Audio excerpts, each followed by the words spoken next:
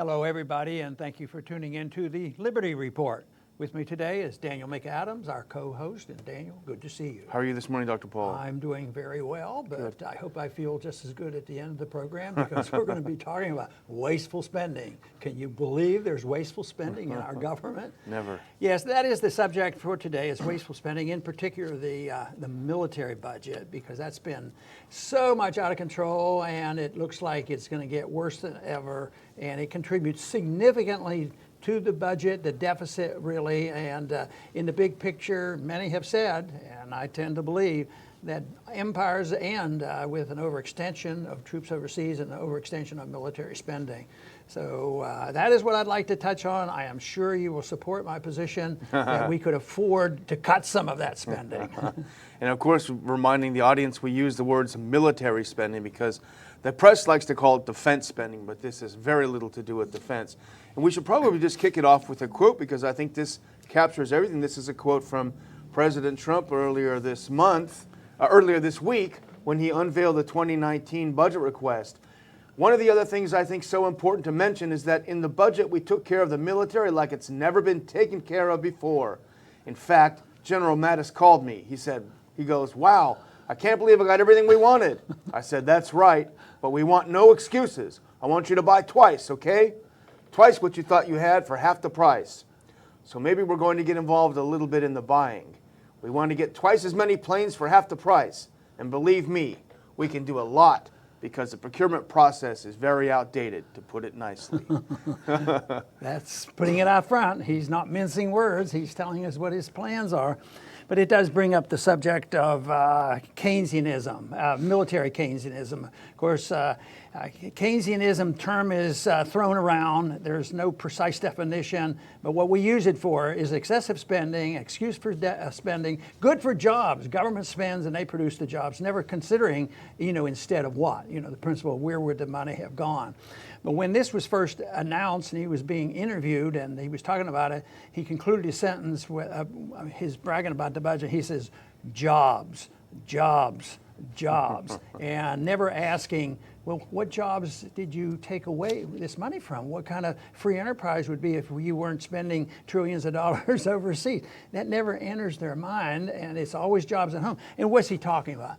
Military weapons jobs, building factories. I mean, it is so loaded. The total budget next year is $4.4 trillion, the biggest ever. The deficit is expected to be $1 trillion.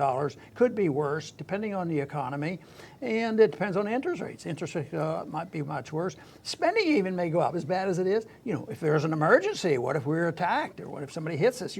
We'll have to spend more and more. So they're unpredictable. That is a lot of money, but the military budget now.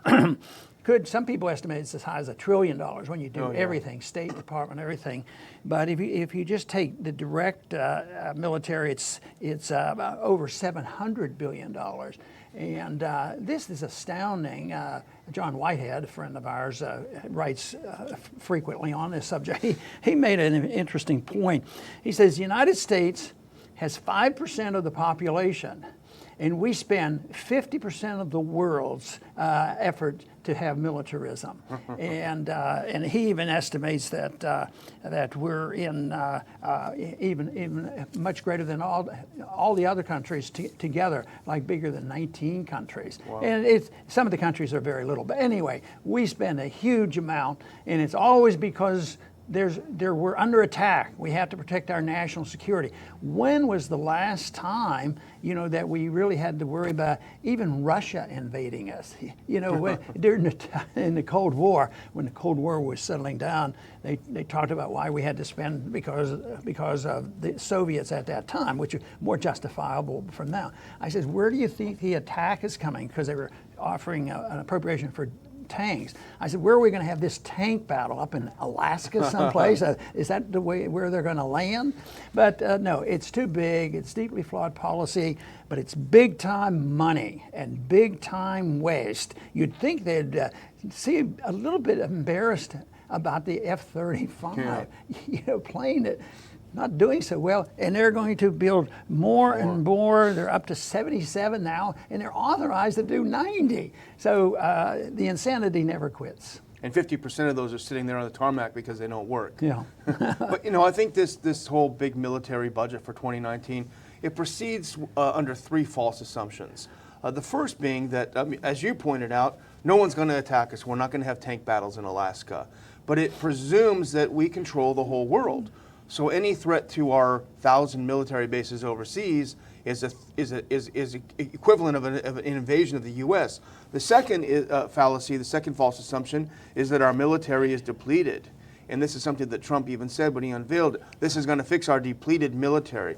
Well, if you look at military spending, even under the sequester, there's no depletion there. And the third one is that this new budget reflects the new national strategy, national security strategy of the U.S. But that new national security strategy, as we remember, we talked about it earlier on the show, that reflects a whole new turnaround that terrorism is no longer the main thing. Now we're back to Russia and China. So we've invented a bigger enemy now that the other enemy is kind of going down. ISIS is no more that much. So we've got to come back and get a bigger enemy. So those are the three false assumptions that feed this. Yeah, and those are the big things in the big picture. And sometimes when you talk about 10 billion, 20 billion, 100 billion, and a trillion, it just sort of goes over people. It's hard to comprehend. But there are sometimes when you can find an item that wakes them up. And I think it was Whitehead that made this point that we spend $20 billion a year on air conditioning to make sure the barracks are air conditioned in Iraq and Afghanistan. That's incomprehensible, but it's insane when you think about it. In wars that we're going to lose, and we haven't won one thing, and we've been involved, for 17 years, and they never question it. And we elect a president that doesn't fib to us. He does as he wants more. And he's looking for the enemies. If it's not North Korea, it's Iran, it's Russia, it's China. We always have to have the enemies there, and we need this weaponry. But I think his quote that you used, points out, it's all about jobs and special interests and profits. Most Americans know this. Most people around the world know it. And so many of these weapons, whether they're airplanes or ships, they're asking for a lot more ships too. I think of that as being World War II. I mean, don't we live in a modern age where you can shoot a missile? And even being in the Persian Gulf, they say that we have to be prepared. But if a hot war breaks out there, I think there's a lot of missile technology that can take out these ships, whether they're destroyers or aircraft carriers or whatever. And this is all ancient warfare, but it's warfare against the American taxpayer. That's what I gripe about. And it will play a major role in our bankruptcy.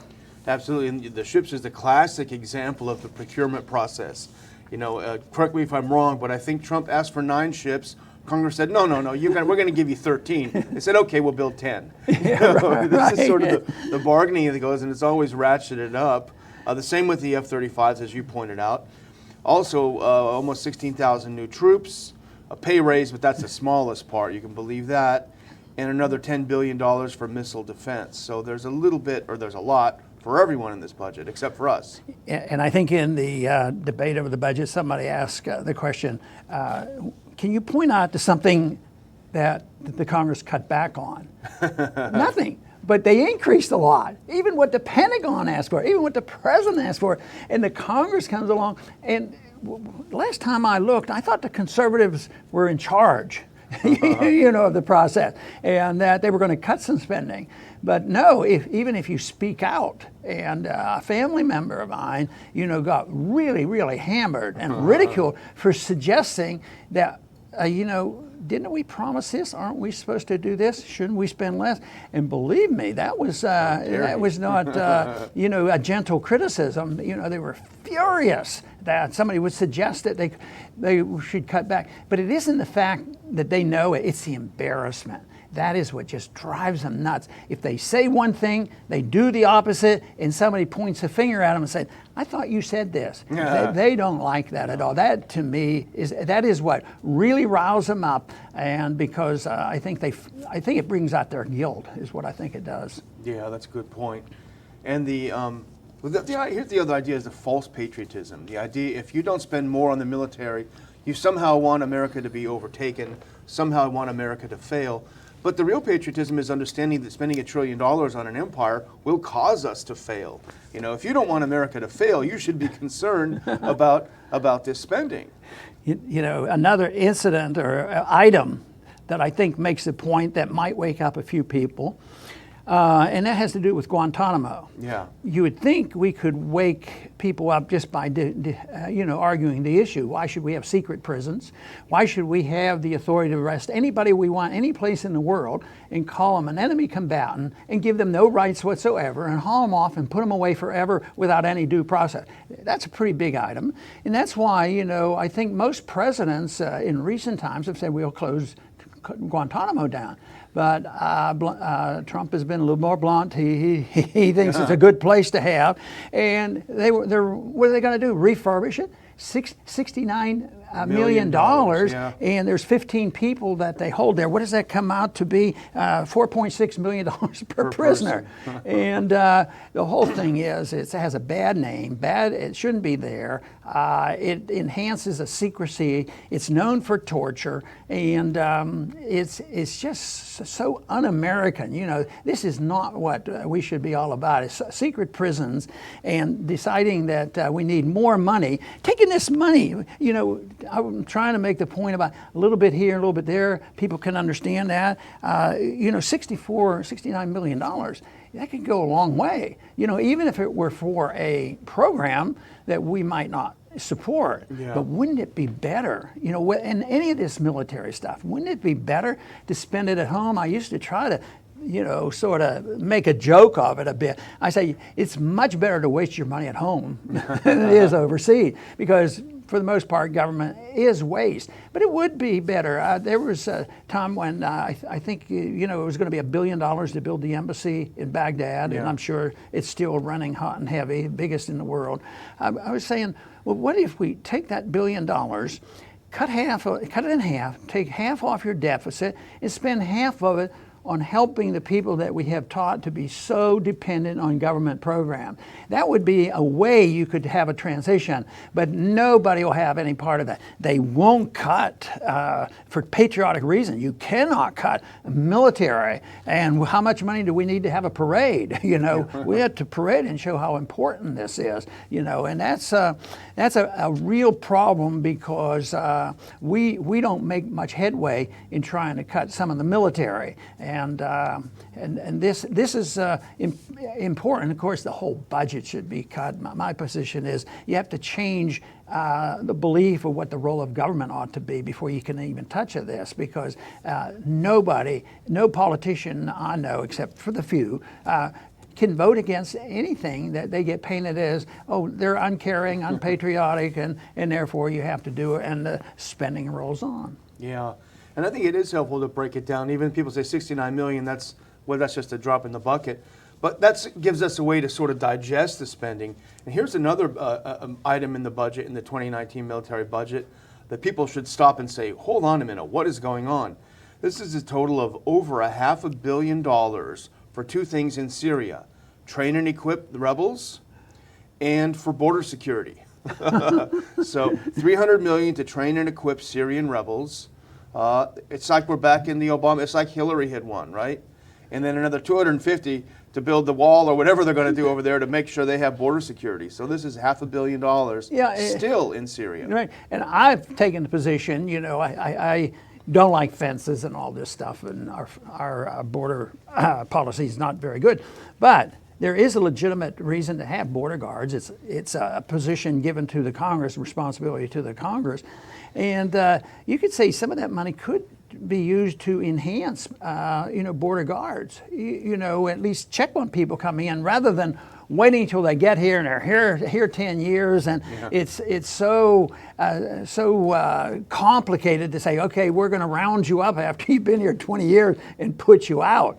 But I just don't happen to believe that people should come anytime they want, go on the welfare system, become citizens, and start voting. There has to be a better way. And we're not even close to it. My approach there has always been to don't subsidize it, don't give them any freebies, but be pretty generous on visitations, but don't let them come with that. But anyway, that's part of the security business.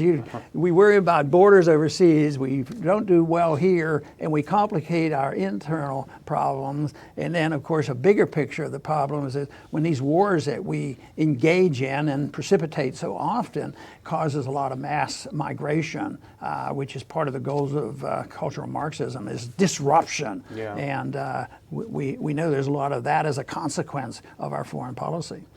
You know, did you know that the U.S. military owns 430,000 properties around the world?